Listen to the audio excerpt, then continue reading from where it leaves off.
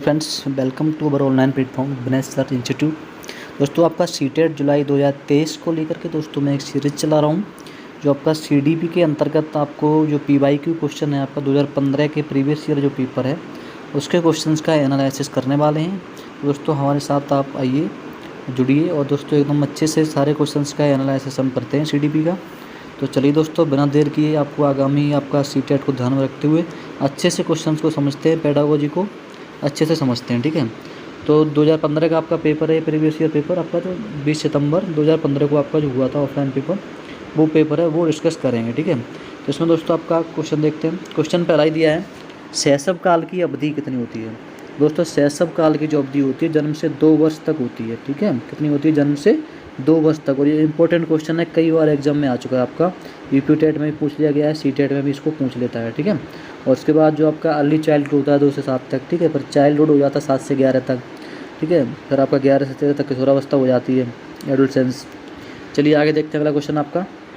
Question दोस्तों दिया है, पियाजे के अनुसार 2 से 7 वर्ष के बीच एक बच्चा संज्ञानात्मक विकास की किस अवस्था में होता है। 2 से जो 7 वर्ष की उम्र का बच्चा होता है, अर्ली चाइल्डहुड होता है, क्या होता है दोस्तों, वो पूर्व संक्रियात्मक, औपचारिक, मूर्त या फिर आपका संवेदी, गतिक। तो आपका कौन सा होता है, पूर्व संक्रियात्मक अवस्था होती है। ठीक है, संवेदीगात्मक आपकी जन्म से 2 वर्ष तक होती है। उसके बाद आपका क्या होता है, मूर्त संक्रियात्मक 7 से 11 तक।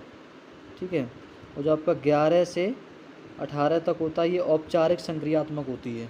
ठीक, चलिए दोस्तों आगे देखते हैं अगला क्वेश्चन आपका। विकास डॉट डॉट से डॉट डॉट की ओर बढ़ता है। विकास दोस्तों कैसे बढ़ता है, सामान्य से विशिष्ट की ओर बढ़ता है। ऑप्शन आपका ए सही हो जाएगा। जैसे दोस्तों आपने देखा होगा, बच्चा छोटा सा होता है, कोई बालक होता है, तो सबसे पहले वो अपने मुट्ठी बंद करना सीखता है। ठीक है, या हाथ से इशारा करना सीखता है, या पूरे शरीर को पहले कंट्रोल करता है। पर आपको मुट्ठी से पूरा, उंगली से पहले पहले हाथ से पूरा इशारा करता है, पर मुट्ठी से पकड़ने लगता है चीज़। उसे कोई पहले पकड़ा चीज़ तो पूरे हाथ से पकड़ेगा, पर धीरे धीरे जैसे उसका संज्ञानात्मक विकास बढ़ता है तो वो चीज़ें उंगली से पकड़ना सीख जाता है। तो ये आपका सामान्य से विशिष्ट की ओर विकास होता है। तो ऑप्शन आपका ए सही हो जाएगा। आगे दोस्तों आपका क्वेश्चन दिया है, जब वयस्क सहयोग से सामंजस्य कर लेते हैं तो वे बच्चे के वर्तमान स्तर के प्रदर्शन को संभावित क्षमता के स्तर के प्रदर्शन की तरफ प्रगति क्रम को सुगम बनाते हैं। इसे क्या कहा जाता है। दोस्तों जब वयस्कों के साथ दोस्तों सामंजस्य होता है, सहयोग से जुड़ते हैं, तो आपका एक तरह से सहयोग देना हो जाता है। ठीक है, परामर्शदाता के रूप में सहयोग देते हैं आप। ठीक है, प्रदर्शन को संभावित क्षमता के स्तर प्रदर्शन की तरफ प्रगति क्रम को सुगम बनाते हैं। जब आप सामंजस्य करते हैं वयस्कों के साथ, उनको सुगम बनाते हैं, उनकी संभावनाएं जो, ठीक है, तो आप सहयोग देते हैं, उन्हें सहयोग हो जाएगा इसमें आपका। ठीक है, आगे दोस्तों क्वेश्चन आपका, नवीन जानकारी को शामिल करने के लिए वर्तमान जो अवधारणा आपकी होती है स्कीमा में, बदलाव की प्रक्रिया क्या कहलाती है। ये आपका क्वेश्चन नंबर 5 है, जिसका आपका ऑप्शन सी सही हो जाएगा, समायोजन। ठीक है, जब आप अपने स्कीमा में जो आपकी अवधारणा होती है उसमें जब बदलाव करते हैं, नई जानकारी को जोड़ते हैं और बदलाव करते हैं, तो क्या कहलाता है, समायोजन कहलाता है।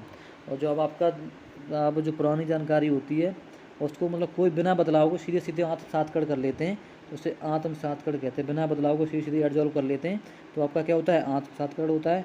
जब बदलाव के साथ स्कीमा में किसी चीज़ को आप करते हैं, ठीक है, चेंजमेंट के साथ सीखते हैं, तो आपका समायोजन होता है। ठीक है, नई जानकारी को आप शामिल करते हैं अपनी अवधारणा में, तो ये आपका समायोजन कहलाता है। ठीक है, चलिए आगे दोस्तों देखते हैं अगला क्वेश्चन आपका, मध्य बाल्यावस्था में भाषा के बजाय अधिक किस पे बल दिया जाता है दोस्तों। मध्य बाल्यावस्था में भाषा डॉट डॉट के बजाय अधिक है। क्या अधिक है, सामाजिक के बजाय अहम केंद्रित अधिक होती है। जो मध्य बाल्यावस्था आपकी होती है ये आपकी सामाजिकृत के बजाय अहम केंद्रित अधिक होती है। तो आपका बी विकल्प सही हो जाएगा यहाँ से। ठीक है, आगे देखते हैं अगला क्वेश्चन आपका, बाल केंद्रित शिक्षा में शामिल हैं। ऑप्शन आपके दिए हैं, बच्चों के लिए हस्तपरक गतिविधियाँ, बच्चों का एक कोने में बैठना, नेगेटिव वर्ड हो जाएगा, ये तो नहीं होगा। प्रतिबंधित परिवेश में अधिगम, ये भी नहीं होगा। वे गतिविधियाँ जिनमें खेल शामिल नहीं होते हैं, ये भी नहीं होगा। तो आपका ऑप्शन ए सही हो जाएगा, बच्चों के लिए हस्तपरक गतिविधियाँ करनी चाहिए। तो ये आपके क्या हैं, करके सीखने वाली विधियाँ होनी चाहिए, तो ये हस्तपरक गतिविधियाँ कहलाएंगी और ये बाल केंद्रित आपकी शिक्षा हो जाएगा। ठीक है, तो विकल्प आपका ए बिल्कुल दोस्तों राइट हो जाएगा। आगे देखते हैं अगला क्वेश्चन आपका, कक्षा अध्यापक ने राघव को अपनी कक्षा में अपने कीबोर्ड पर स्वयं द्वारा तैयार किया गया मधुर संगीत बजाते हुए देखा। कक्षा अध्यापक ने विचार किया कि राघव में बुद्धि उच्च स्तरीय थी। कैसी बुद्धि थी, संगीत में बुद्धि थी, क्योंकि वो बोर्ड पर तैयार किया गया, मधुर संगीत बजाते हुए देखा गया था। ठीक है, तो संगीत की उसमें कैसी थी, उच्च बुद्धि थी। तो आपका विकल्प यहाँ से सी सही हो जाएगा। आगे दोस्तों देखते हैं अगला क्वेश्चन आपका। जब एक शिक्षक यह समझता है कि स्वाभाविक रूप से लड़के गणित में लड़कियों से अच्छे हैं, यह क्या दर्शाता है दोस्तों? नीतिपरक, शिक्षाप्रद, लिंग, जेंडर पक्षपाती, या आपका सही दृष्टिकोण? ये दोस्तों आपका ट्रेडिशनल दर्शाता है, लिंग जेंडर पक्षपाती वाला। ठीक है, यह क्या है, जेंडर आपकी रूढ़िवादिता है। तो आपका विकल्प बी सही हो जाएगा। कह रहा है लड़के गणित में लड़कियों से अच्छे होते हैं, ये पूर्व धारणा को दर्शा रहा है इनकी। ठीक है, जो आपकी जेंडर रूढ़िवादिता है उसको। तो विकल्प आपका बी यहाँ से सही हो जाएगा। आगे दोस्तों देखते हैं आपका अगला क्वेश्चन। क्वेश्चन नंबर 10 दिया है, समावेशी शिक्षा मानती है कि हमें डॉट डॉट को के अनुरूप बदलना है। किसके अनुरूप दोस्तों में बदलना है? बच्चे व्यवस्था के अनुसार या व्यवस्था को बच्चों के अनुरूप बदलना है? तो बच्चों की व्यवस्था के अनुसार तो नहीं बदलना है। ठीक है, परिवेश को परिवार के अनुसार नहीं बदलना है, बच्चे परिवेश के अनुसार नहीं बदलेंगे, व्यवस्था को बच्चों के अनुसार बदलेंगे। तो आपका विकल्प यहाँ से बी सही हो जाएगा। ठीक है, समावेशी शिक्षा का तात्पर्य दोस्तों ये होता है कि हमारी जो शिक्षा व्यवस्था है वो किसके अनुरूप होनी चाहिए? बच्चों के अनुरूप होनी चाहिए। ठीक है, बच्चों के ध्यान में रख के शिक्षा दी जाती है। तो विकल्प आपका भी सही हो जाएगा। क्वेश्चन अगला दिया है दोस्तों आपका, बच्चों में ज्ञान की रचना करने और अर्थ का निर्माण करने की क्षमता होती है। इस परिप्रेक्ष्य में एक शिक्षक की भूमिका क्या होनी चाहिए? तालमेल बैठाने की, संप्रेषक और व्याख्याता की, सुगमकर्ता की, और या निर्देशक की? तो बच्चों में जो ज्ञान की रचना, क्रिएटिविटी कराने के लिए दोस्तों अर्थ का निर्माण करने की क्षमता होती है। इस परिप्रेक्ष्य में शिक्षक की भूमिका क्या होनी चाहिए दोस्तों? संप्रेषक, व्याख्याता नहीं होना चाहिए आपका प्राइमरी में। ठीक है, सुगमकर्ता हो सकता है, निर्देशक भी नहीं हो सकता है, तालमेल बैठाने वाले की। तो देखते हैं दोस्तों इसमें आपका आंसर क्या हो जाएगा? सुगमकर्ता की होनी चाहिए। ठीक है, तालमेल भी ज़्यादा पॉजिटिव वर्ड नहीं है। तो यहाँ पर आपका सुगमकर्ता की शिक्षक की भूमिका होती है, जो आपका क्या अध्ययन को, जो क्रिएटिविटी छात्र करता है उसमें सहयोग करके उसको क्या बनाते हैं? सुगम बनाते हैं। जो बच्चा सृजन करता है नई नई चीज़ों को नए नए तरीके से, उसे शिक्षक का कार्य होता है सुगम बनाने का। ठीक है, चलिए दोस्तों आगे देखते हैं आपका अगला क्वेश्चन। एक मिनट, क्वेश्चन आपका अगला दिया है, इनमें से कौन सी विशेषता प्रतिभाशाली बच्चों की नहीं है? प्रतिभाशाली बच्चे दोस्तों उच्चतर श्रेणी की मानसिक प्रक्रियाएं होती हैं, सही बात है। उच्च आत्म क्षमता होती है, सही है। निम्न औसती मानसिक प्रक्रियाएं, अंतर्दृष्टिपूर्वक समस्याओं का समाधान करना। उसमें जो आपका विकल्प सी दोस्तों लग रहा है, ये नेगेटिव वर्ड है। निम्न औसती मानसिक क्रियाएं नहीं होती। जो बच्चा प्रतिभाशाली होता है उसकी उच्च मानसिक क्रियाएं होती हैं। ठीक है, तो विकल्प आपका इसमें पूछा नहीं, ये चीज़ बहुत ध्यान रखनी है। ठीक है, क्वेश्चन में नहीं वाले ऑप्शन में जाना है। तो निम्न स्तरीय मानसिक प्रक्रिया नहीं होती हैं आपके प्रतिभाशाली बच्चे के, बाकी ये तीनों गुण होते हैं। ठीक है, तो आपका विकल्प क्या हो जाएगा? सी सही हो जाएगा यहाँ से। आगे दोस्तों क्वेश्चन देखते हैं, कोहलबर्ग के सिद्धांत के पूर्व परंपरागत स्तर के अनुसार कोई नैतिक निर्णय लेते समय एक व्यक्ति निम्नलिखित में से किस तरफ प्रवृत्त होता है? दोस्तों कोहलबर्ग के नैतिक जो दुविधा का सिद्धांत होता है जरूर पूछा जाता है। तो कोहलबर्ग को अच्छे से सीटेट के लिए आपको पढ़ना चाहिए। ठीक है, इंपॉर्टेंट भी है। तो इसमें आपका ऑप्शन दिए है, अंतर्निहित संभावित दंड, व्यक्तिगत आवश्यक तथा इच्छा। व्यक्तिगत को आप नेगेटिव एक तरह से वर्ड हो जाएगा, ये नहीं ले सकते हैं। ठीक है, व्यक्तिगत मूल्य या पारिवारिक अपेक्षा, व्यक्तिगत मूल्य भी नहीं होगा, पारिवारिक अपेक्षा। तो यहाँ पे दोस्तों ये आपका हो जाएगा अंतर्निहित संभावित दंड।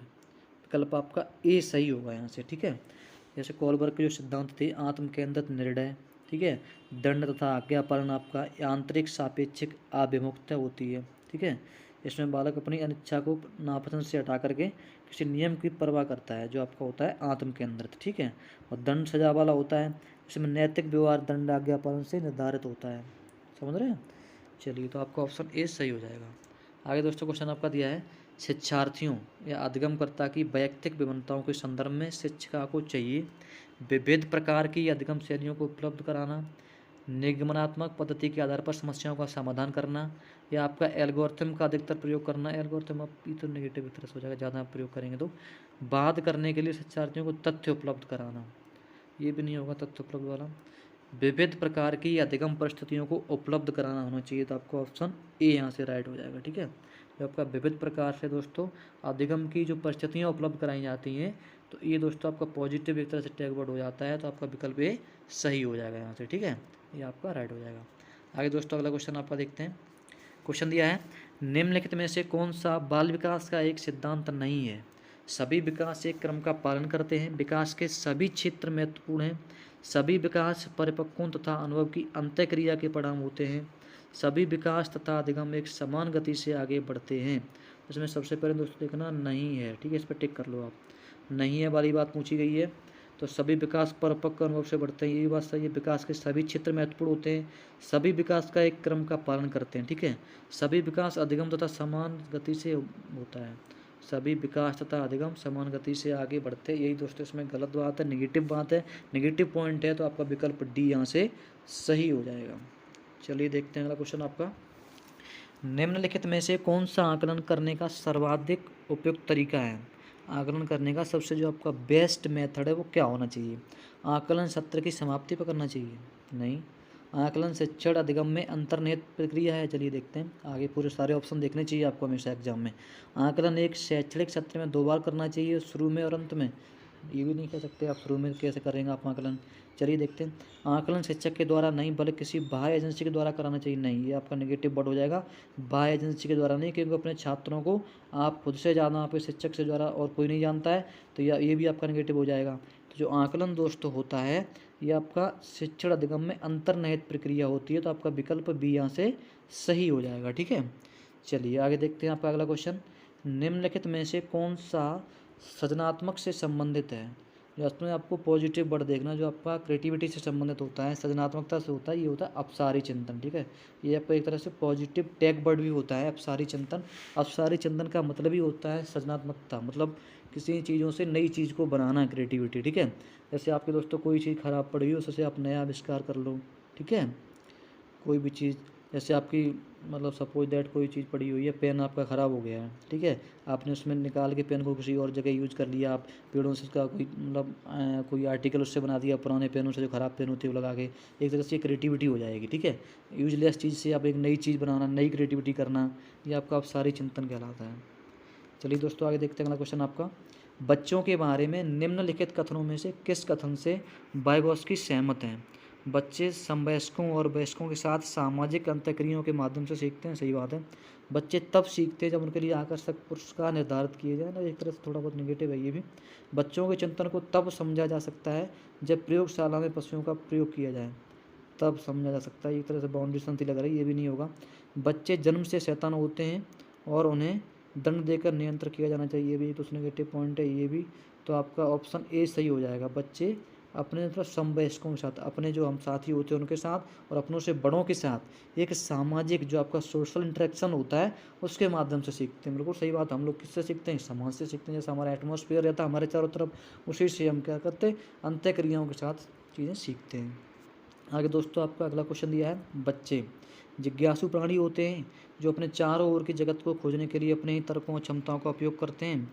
चिंतन में वयस्कों की बात होते हैं और ज्यों ज्यों वे बड़े होते हैं उनका चिंतन में गुणात्मक वृद्धि होती है। रीते बर्तन के समान होते हैं जिसमें बड़ों के द्वारा दिया गया ज्ञान भरा होता है। निष्क्रिय जीव होते हैं, ये तो होगा ही नहीं, विकल्प आपका डी बिल्कुल कट जाएगा दोस्तों यहाँ से, ठीक है। आगे आपका देखते हैं। जिज्ञासु प्राणी होते हैं, बिल्कुल सही बात है, होते तो हैं। और अपने जगत को ज़्यादा तरफ खोजने के लिए भी होते हैं दोस्तों, खोजी भी होते हैं, डिस्कवरी बहुत ज़्यादा अच्छे से तर्क और क्षमताओं को उपयोग करते हैं। तो आपका विकल्प यहाँ से ए जो सबसे ज़्यादा अच्छा ऑप्शन बन रहा है, ठीक है।